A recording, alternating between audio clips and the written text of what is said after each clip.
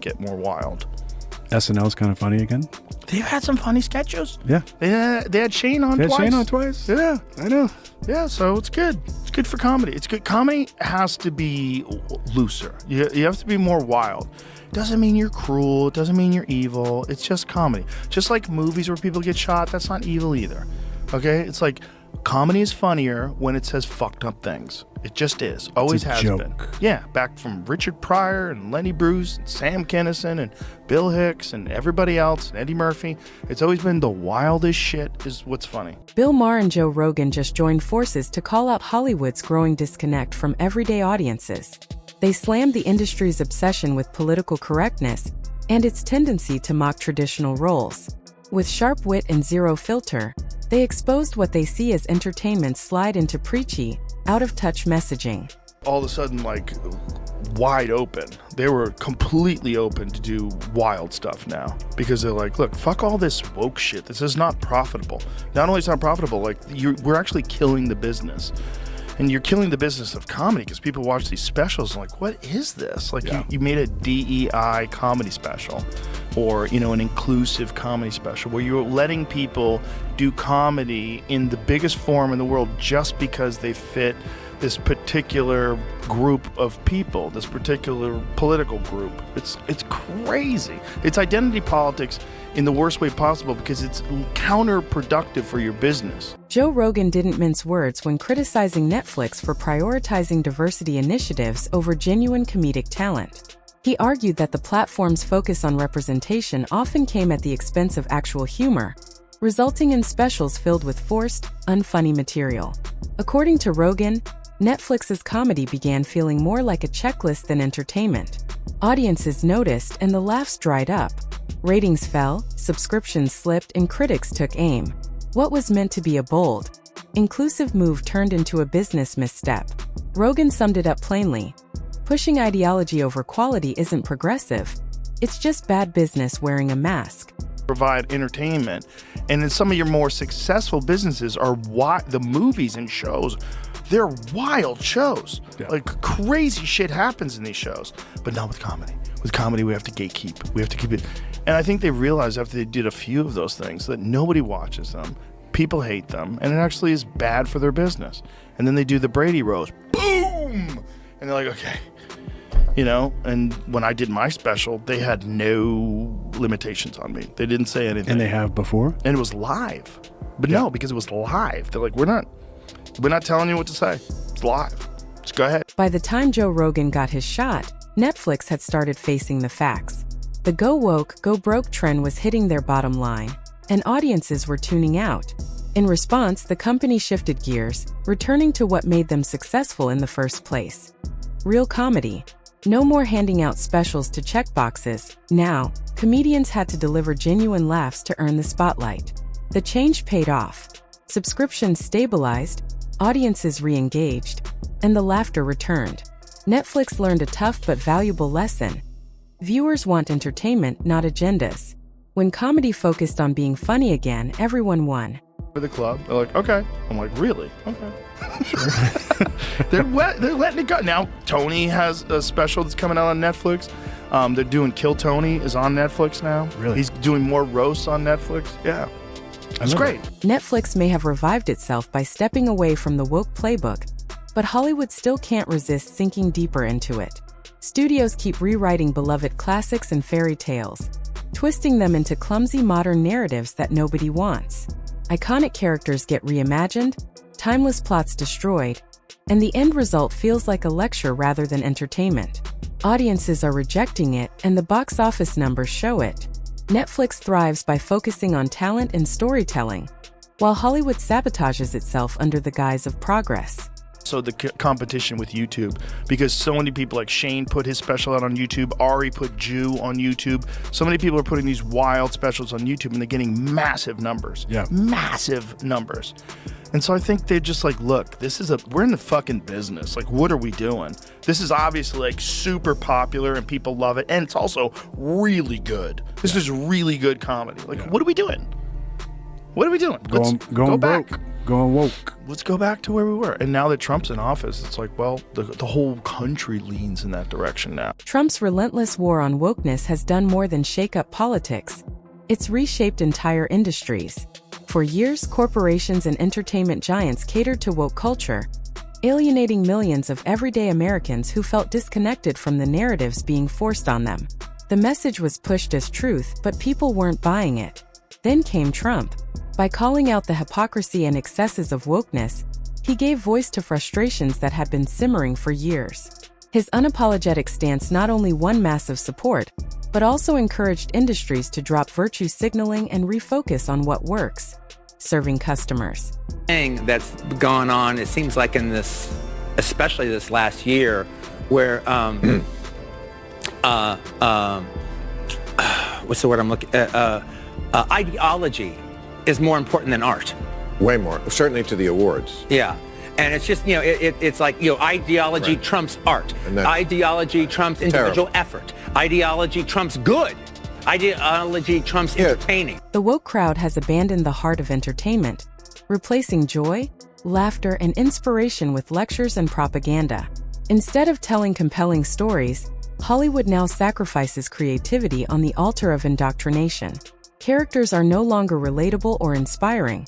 They're built as mouthpieces for an agenda that most people reject. The result is movies that feel dull, joyless, and out of touch with reality. Rather than exploring universal human experiences, ideology dominates every frame, turning timeless art into hollow virtue signaling. Audiences see through it, and they're walking away in droves.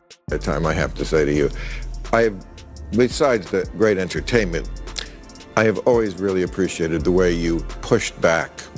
When anyone tried to stifle you, shut you up, shame you, bully you. They tried it with the last one, with Once Upon a Time in the Hollywood, some bullshit about Margot Robbie doesn't have enough lines. And you do what I wish other people would do.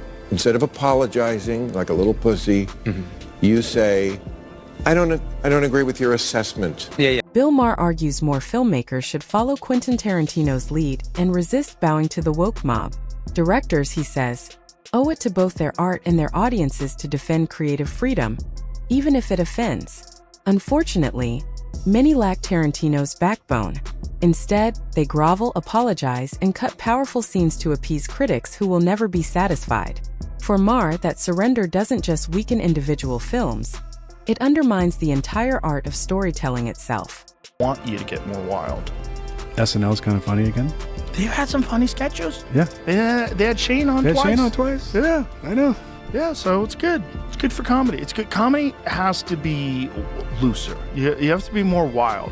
Doesn't mean you're cruel. It doesn't mean you're evil. It's just comedy. Just like movies where people get shot, that's not evil either. Okay? It's like comedy is funnier when it says fucked up things. It just is. Always has joke. been. Yeah, back from Richard Pryor and Lenny Bruce, and Sam Kinison and Bill Hicks and everybody else, and Eddie Murphy. It's always been the wildest shit is what's funny. Once again, Joe Rogan is right. Comedy has always thrived by pushing boundaries, tackling taboos, and saying what others are too afraid to admit. That's its power. It makes us think differently while laughing at life's absurdities. But when comedians are policed on what they can or cannot say, the art form loses its essence. Instead of fearless creativity, we get watered-down punchlines crafted to appease fragile sensibilities. Great comedy comes from daring to offend, provoke, and spark conversation. Censoring comedians silences cultural commentary and robs audiences of true catharsis. Yeah, exactly. King's Comedy, Blue Collar Tour, Dave Chappelle. It's like, it's all with the wild shit is the funniest shit, period. That's what people want to see. That's what people want to see. They know what it is. It's a fucking art form. It's called shit talking. Yeah. That's what it is. Put your offense to the side. Yeah, just go have a good time. They don't mean it. Like, have you seen Brian Holtzman yet? No. Oh my God, you gotta see Brian Holtzman. He's a Los Angeles legend that we got to come out to Austin. And he was like the guy that would go on late at night. And he's so wild that Mitzi Shore wouldn't put him on stage for 2 weeks after 9/11. Really? She's like, no, don't let him go up. And we were dying. Holt's like, Mitzi, I don't understand. I'm not going to say anything crazy. She's like, no way, 2 weeks. Comedy is, at its heart, a mirror of society, showing our flaws while giving us a reason to laugh. Comedians don't mean every word literally. Their craft thrives on exaggeration, stretching ordinary moments until they expose something ridiculous and universally human. That's why people connect. It's truth wrapped in humor. Yet today, even the most obvious jokes are treated like daggers by a perpetually offended woke crowd. They twist intent, declare it an attack, and rally to cancel those who cross narrow speech boundaries. The irony? Laughter, once unifying, is now under siege. Susan Smith drowned her kids like the day after. He's like, I heard there were bad kids. I heard they sat that close to the TV. They didn't pollute away their blocks. They were always spilling their fucking milk. Those kids would not be missed. Like, it's a crazy character. You meet him in real life, he's the nicest guy on earth, but he's so funny. He's so ridiculous. I don't want to tell you what he's talking about now. I don't want to give it away, but comics just line up to watch this guy. Like, when he's on stage, we all get onto the balcony. Like, a Holtzman. Has he been in the mothership? Oh, yeah, he headlines there all the time. Nice. He's there all the time. He wasn't having an audience in LA because they were putting him late at night. And here we're like, throw him up at 10 o'clock. Let him headline. Yeah. Give him 40 minutes, man. Let him go off. Under President Biden's administration, several comedians faced cancellation or backlash after being deemed offensive. Amber Ruffin lost her chance to host the White House Correspondents' Dinner for making remarks critics saw as too one-sided. Michael Rappaport claimed some of his shows were canceled due to his outspoken support for Israel, after venues pulled out amid backlash. These cases reveal a troubling reality. Comedians now face real consequences not just for edgy jokes, but for opinions outside the stage. In today's climate, free expression through comedy feels more fragile than ever. Movies haven't caught up, though. No, but have you seen... I'm not saying we got to go make Tropic Thunder multiple times. Have you seen Segura's new Netflix series? No. Oh my gosh. Is it? It's so crazy. Yeah. It's so crazy. What It's is called it? Bad Thoughts. Okay. It's these short sketches, these short films, essentially. They're all like short, like 5-10 minute films. Yeah. And there's just a bunch of them, and they're fucking ridiculous, like so outrageous and so crazy that you're watching like, no, oh my god, what the fuck, dude? Is it just really him, wild. or is Bert with A him? bunch of people. No, Bert is not in it, and Bert actually made a video congratulating Tom and Bert's on the saying, outs. I don't know why I wasn't on it. Did you think about me having me on it? Hollywood still hasn't figured out what audiences truly want. While comedy occasionally delivers laughs, the industry has been consumed by wokeness, draining the magic from beloved classics. Take the upcoming Snow White remake, stripped of its timeless charm and reshaped into a political statement no one asked for. Or the new Superman, which feels more like virtue signaling than the awe and heroism that defined him. These aren't creative reinventions, they're ideological rewrites. Instead of entertaining, they alienate loyal fans. Audiences want escapism, not indoctrination, and Hollywood's refusal to listen is driving them away.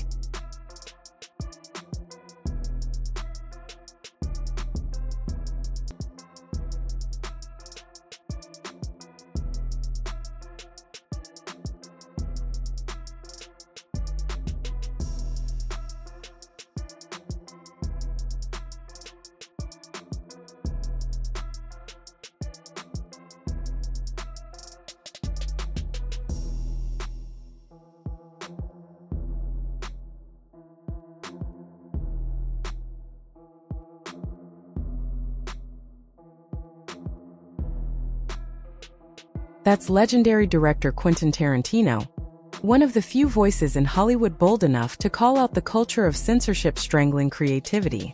For decades, he's been praised for unapologetic storytelling, razor-sharp dialogue, and fearless filmmaking. But that same fearlessness made him a target. The woke mob has tried to tear him down, labeling scenes in his films as offensive or problematic. Tarantino never bowed. He refused to compromise his art to appease online outrage or political correctness. In an era of cave-ins, his stance is refreshing. Creativity comes first, and audiences, not activists, should decide.